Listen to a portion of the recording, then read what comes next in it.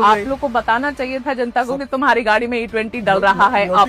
Madam जल्दी मत करिए, थोड़ा समझ लीजिए। ठीक है, आप बताइए, लेकिन मगर सवाल तो आएंगे सर। पहले तो नितिन गडकरी जी ने कभी ये बात नहीं मानी थी कि एथेनॉल से माइलेज कम होती है।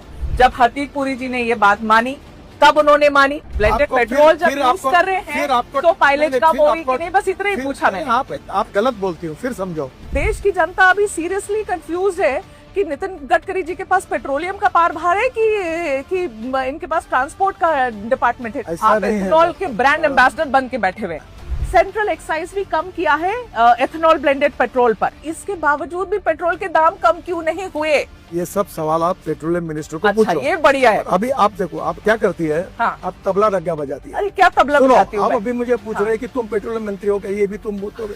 सर जो प्योर पेट्रोल है XP 170 रुपीज पर लीटर, 170 रुपए प्रति लीटर, सर कौन भराएगा गाड़ी में, बताओ? ये पेट्रोलियम विषय के जितने प्रश्न है ना, अब वो पेट्रोलियम मंत्री से ही बात करें। आपके बेटे की जो कंपनी है सियान एग्रो, उसकी नेट प्रॉफिट पिछले 5 सालों में 4500% ऊपर बढ़ गई है।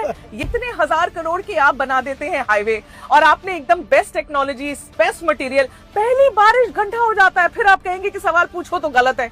ऐसे कैसे? मैं एंटी नेशनल थोड़ी हो जाऊंगी सवाल पूछूंगी तो। मैं आपको दिल्ली देहरादून पूछूंगी सर, उस पे गड्ढे हुए थे सर। तो आप सबको पेड कैंपेन बोलेंगे, आप कहेंगे सब पेड कैंपेन है, सब ऐसे लोग हैं। ऐसे नहीं, जनता के भी सवाल है ना सर, कभी तो मान लेना चाहिए। अगर कोई बात झूठ बोलने से डिफेमेशन केस होती है। हाँ, आपने जो पढ़ा इसके ऊपर मैं आपके ऊपर डिफेमेशन केस भी कर सकता हूँ।